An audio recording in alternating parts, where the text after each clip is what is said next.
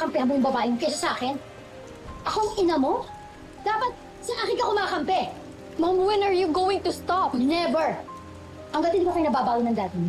Kaya tulungan mo ko kung gusto mo akong tumigil. No, Mom. I will never help you. Ganun ba? Siguro panahon na. Para malaman talaga ng daddy mo ang totoo. Mom, no, please.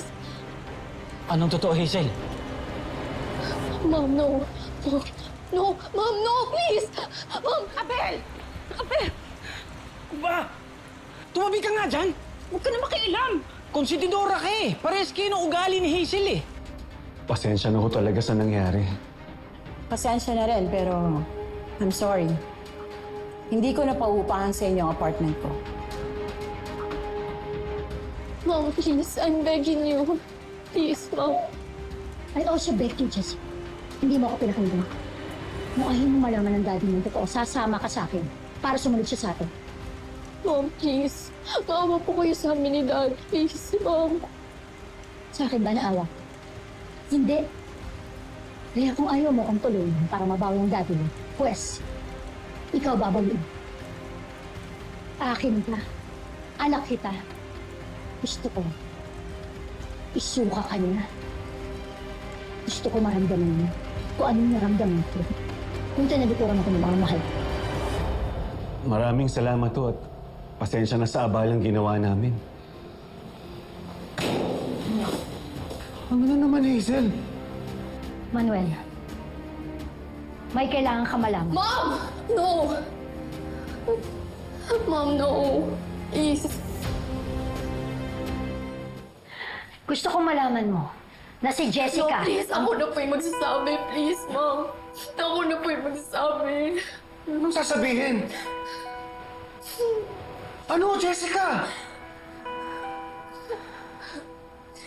Dad, I've decided na po. Kay Mommy po muna ako sasama. Teka, anak, bakit naman biglaan? Ano bang nangyari? Anong sinabi ng mami mo? Tinakot ka ba niya? Hoy! Nang ganun! Jessica, kung napipilitan ka lang o natatakot, sabihin mo sa daddy mo. Eh! Huwag kang makialam! Stop! Oh, please. Bakit masumisikat ako? Stop! Everybody stop! I just want to spend time with the both of you and Mommy, Dad. Naisip ko pong hati na lang. There will be days with Mommy and days with you, Dad. Anak, I don't want more fights, Dad. I don't want more pain po. Alis na po kami.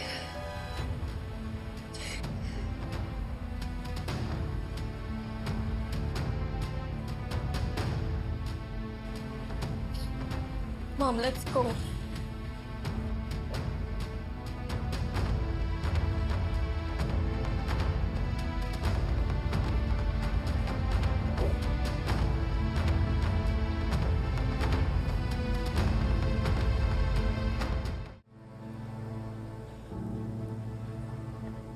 Ba't mo kasi ginawa yun? Ba't ka nagpakahulog sa pool para iligtas ako? Alam mo naman delikado yun sa'yo. kahit sino ng mga anak ko nasa panganib, hindi ako magdadalawang isip iligtas siya eh. Kahit ikamatay ko pa. Sorry.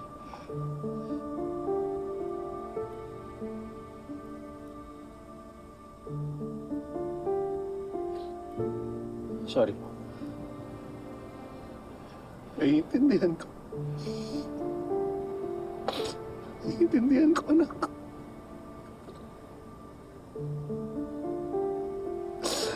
Sobrang laki ng kasalanan ko sa inyo.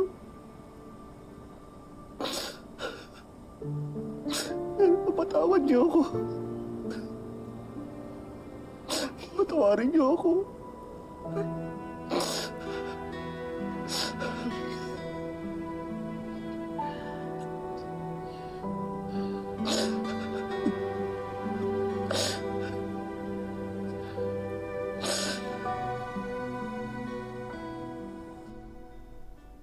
Alam mo, anak, Parang hindi pa rin ako makapaniwala. Pinatawad na ako ng Kuya Jeffrey mo.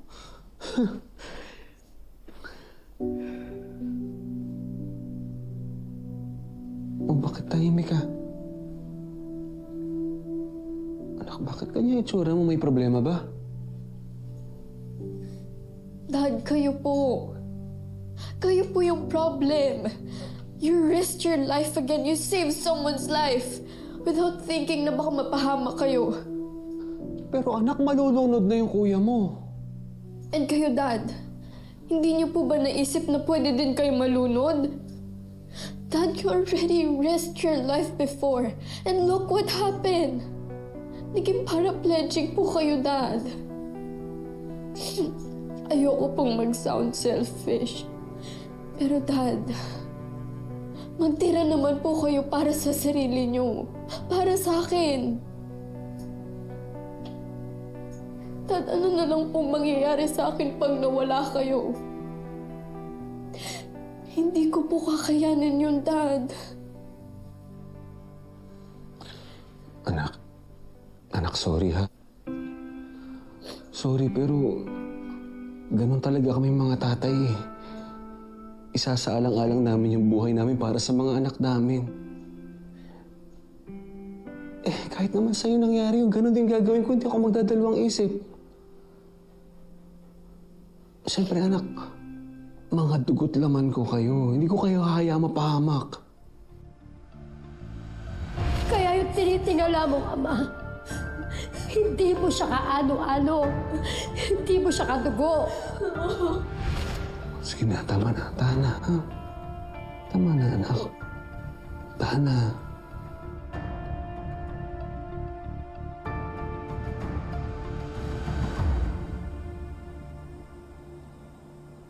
Ayoko nga pumasok, kuya. Asa ka na ba? Lumabas ka na.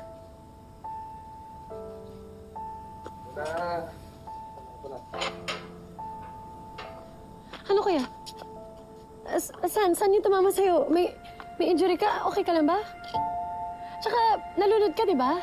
Sabi sa'yo magpatingin ka eh. May nabasa ako, pag nalunod ka, kailangan magpa-check up ka pa rin. Kung hindi, maapektuhan yung baga mo. Sandra, pwede ba kumalma ka? Correction, buntik, malunod, naagapan. Naagapan. Okay ako. Ate! Ate, alam mo ba? Niligtas kanina ni tatay si kuya. Eh, buwis-buhay na tumalon si tatay sa pool para lang iahon siya. Oo, kasi kung hindi rin dahil kay tatay, baka ayun, totoong malunod na.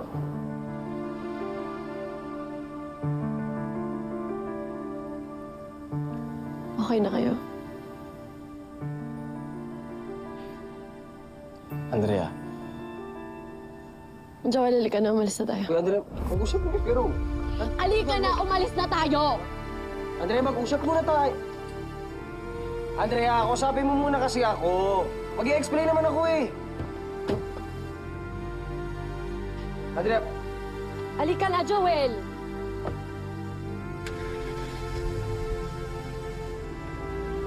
Andrea! Andrea!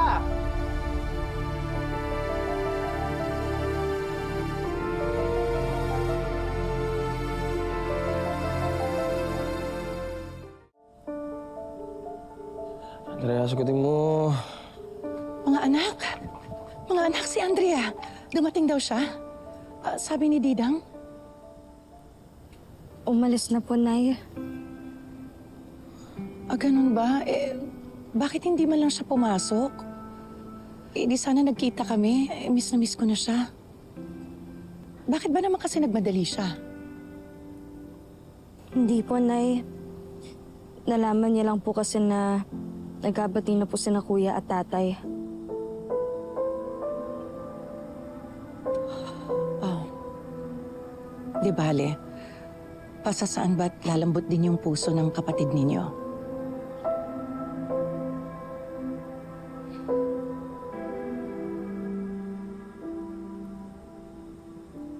Nag-alala pa naman ako kay kuya. Yung pala okay siya. Nakangiti pa. Kasi bati na sila ng tatay niya.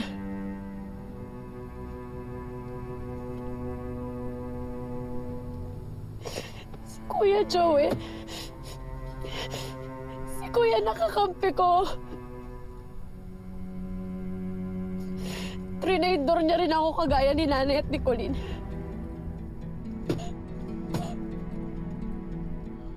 Pinagkaisa nila ako, iniwan nila ako mag-isa.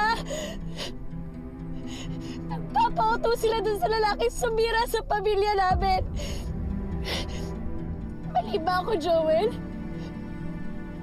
Mali ba yung nararamdaman ko? Mali ba ako?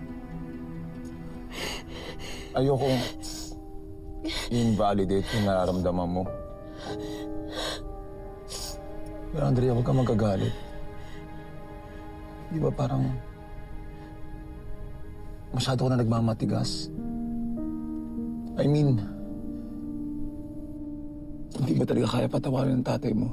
Kahit pa ulit-ulit na siyang humingi ng tawad. Maybe it's time to reconsider.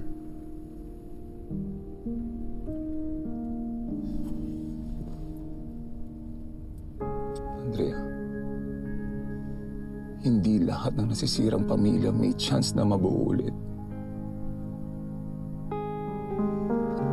Kaya huwag mo sayangin yung chance na to.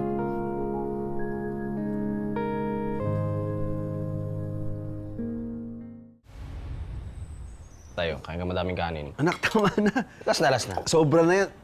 Baka mamaya, mas spoiled na ako niyan, ha? Sabi ko kasi kay Colleen, babawi ako sa inyo, tayo. Dami ko na naging atraso sa inyo, eh. Tayo, salamat, ha. Sa pagligtas nyo sa akin kahit alam nyo mapapahamak kayo. Anak, kahit sinong magulang gagawin yun para sa anak nila. Hindi mo utang na loob yun. Ha? Responsibilidad ko sa'yo yun.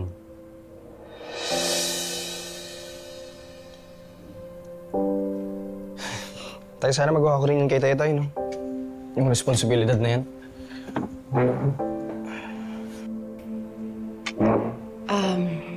Jeffrey, anak, huwag ka na malungkot. Magkikita din kayo ni Tetay sa takdang panahon. Siya nga pala, imimit ko si Colonel Sarabia. May kakilala daw siya dun sa Australian Embassy na pwede natin mahinga ng tulong. Ayun naman pala, kuya eh. Cheer up na. Tsaka knowing Tetay, gagawain ng paraan to reconnect with you. Hintayin na lang natin. Oo, anak. Tingnan mo nun, si Jessica tsaka si Colleen. Umagawa sila ng paraan para makausap ako nun, kahit patago. Nay, Tay, pupuntahan ko nga pala si Andrea mamaya, ha? Sige, anak. Magluluto ako ng pagkain para may madala ka sa kanya. Kamusta mo na lang ako sa kanya. Tsaka, sabihin mo, pwede na siyang umuwi kasi aalis naman na kami ni Jessica. Aalis pa kayo, Tay? Hindi ba tayo nakakabawi sa isa't isa? Huwag na kayo umalis. What? No, Dad and I are leaving.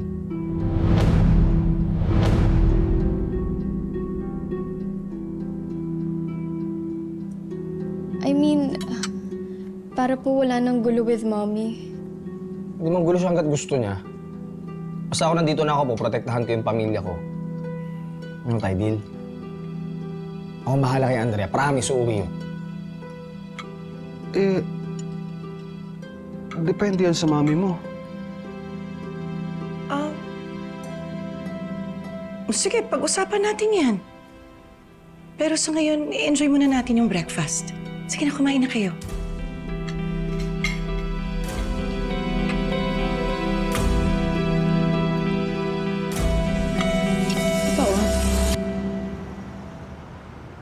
Oo naman, naiintindihan ko.